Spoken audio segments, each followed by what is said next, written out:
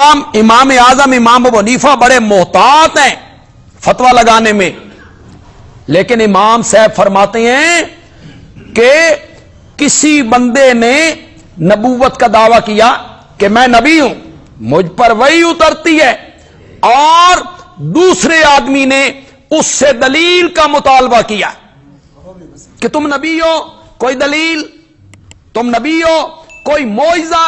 امام صاحب کہتے ہیں نبوت کا دعویٰ کرنے والا تو اپنی جگہ پہ رہ گیا، دلیل مانگنے والا بھی دائرہ اسلام سے خارج ہے۔ کیوں؟ اس کو شک کیوں ہوا؟ اس کو شک کیوں ہوا؟ اس نے دلیل کیوں مانگی؟ کہ مسئلہ ایسا تھا، اس پر دلیل قائم کرنے کی کوئی ضرورت نہیں کہ جو آدمی میرے نبی کے بعد نبوت کا مدعی ہو وہ دائرہ اسلام سے کیا ہے؟ خارج۔ سارے صحابہ کا اس پر اتفاق تھا۔ امام اعظم کا قول میں نے آپ کے سامنے پیش کیا۔ پاکستان کی پارلیمنٹ نے سن 1974 میں پیپلز پارٹی کی حکومت میں، جب ذوالفقار علی بھٹو صاحب وزیر اعظم تھے، تو پارلیمنٹ نے مرزائیوں کے خلیفہ کو بلا کے اسے پوری طرح صفائی کا موقع دیا۔ ہاں، یہ نہیں ہے کہ صفائی کا موقع نہیں دیا اور فیصلہ کر دیا پارلیمنٹ نے، نہ، کئی دنوں تک یہ بحث چلتی رہی پارلیمنٹ میں۔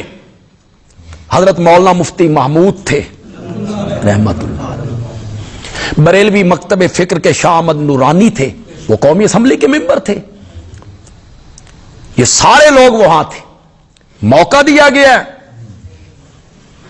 اور جب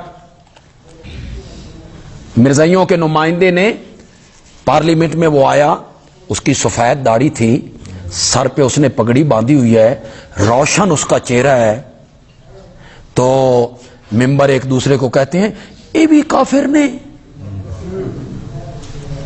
یہ نحمدہ و نصلی علی رسول الکریم سے بات کو شروع کرتا ہے، نبی پاک کا تذکرہ کر رہا ہے، تو یہ کافر ہے۔ خسر پسر شروع ہو گئی۔ اس کی گفتگو جب ہوئی تو لوگوں نے کہا یہ تو آپ کو خاتم النبیین بھی مان رہے ہیں، نبوت کے اقراری بھی ہیں، 5 وقت کی نماز، رمضان کے روزے، بیت اللہ کا حج، مال کی سب کچھ مانتے ہیں، قرآن کو اللہ کی کتاب مان رہے ہیں، یہ بھی کافر ہیں۔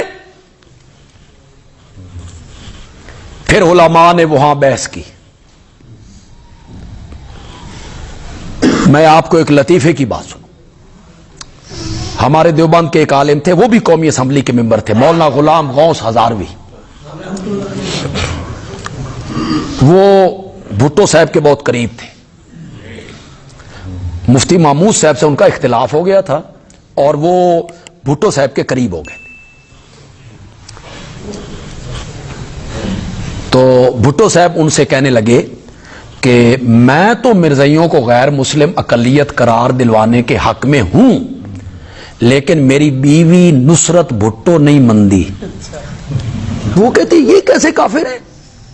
کلمہ پڑھتے ہیں، قرآن مانتے ہیں، قبلہ مانتے ہیں، کعبہ مانتے ہیں، 5 وقت کی نماز پڑھتے ہیں، اذان دیتے ہیں، اشہد ان محمد رسول اللہ کہتے ہیں، چہرے پہ سنت رسول ہے، یہ کیسے کافر ہیں؟ وہ نہیں مانتی، اس نو سمجھاؤ۔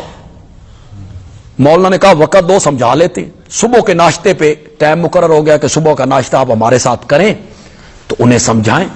جب صبح کے ناشتے پہ اکٹھے ہوئے تو مولانا نے فرمایا، بھٹو صاحب سے پوچھا آپ مرزے کو نبی مانتے ہیں؟ بھٹو صاحب نے کہا میں تو نہیں مانتا، میں تو اپنے آقا کو خاتم النبیین مانتا، میں تو اس بات کا قائل ہوں کہ آپ کے بعد کسی نبی نے نہیں آنا۔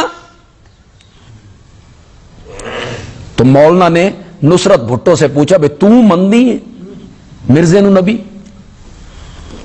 کہا میں کیوں مانتی ہوں، میں بھی نہیں مانتی، میں اس کو نبی نہیں مانتی۔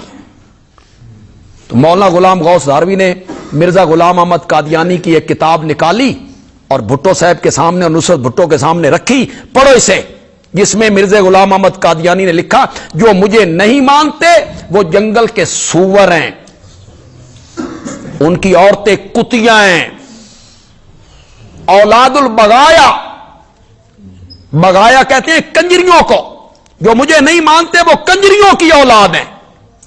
مولانا نے دکھتی رگ پہ ہاتھ رکھا، فرمایا تسی نہیں نہ مندے، نہ تو مندی ہے نہ بھٹو صاحب مندے تے مرزے آکھیا تو جنگل دے سور کتیا کنجریوں کی اولاد۔ بس یہی حوالہ دکھانا تھا۔ نصرت بھٹو نے کہا کل نہیں آج بالا کٹ دے نہ دا۔ تو جب ہمارے علماء نے قومی اسمبلی میں مرزے کی یہ تحریریں پیش کی نا کہ جس کی شکل، جس کی پگڑی، جس کا چہرہ، جس کی داڑھی کو دیکھ کے تم متاثر ہو گئے ہو، جس کو یہ نبی مار رہے ہیں اس کی کتابیں پڑھو، وہ اپنے مخالفین کے بارے میں کتنی گندی زبان استعمال کرتا ہے۔ بلکہ مرزے نے حضرت عیسیٰ کے متعلق گندی زبان استعمال کی۔ حضرت عیسیٰ کی والدہ اور حضرت عیسیٰ کی نانیاں سب کنجریاں تھیں، یہ لفظ استعمال کیا اس نے۔ نہ ماننے والوں کو اس نے گالیاں نکالی، کتنے صفحے اس نے سیاہ کر دیے لعنت لعنت لعنت لعنت لعنت لعنت کر کے، کتنے صفحوں پہ یہی لکھتا چلا گیا کہ جو مجھے نہیں مانتے ان پر اتنی بار لعنت۔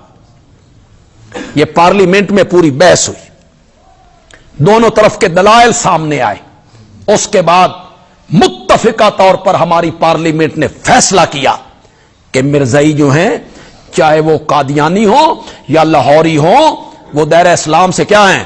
خارج، وہ اپنے آپ کو مسلمان نہیں کہلا سکتے۔ یہ پھر اصطلاحات استعمال کرتے تھے۔ مرزے کی بیوی کو ام المومنین